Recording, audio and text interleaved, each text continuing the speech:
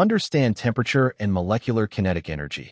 According to the kinetic molecular theory, the temperature of a substance is a measure of the average kinetic energy of its particles. When temperature increases, particles move faster on average. Apply collision theory. For a chemical reaction to occur, reactant particles must collide with one another. However, not every collision results in a reaction.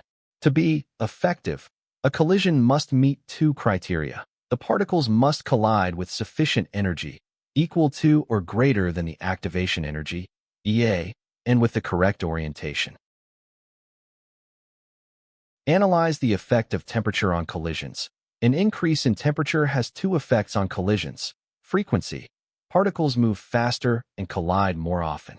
Energy. A much higher fraction of the particles now possess kinetic energy that exceeds the activation energy barrier.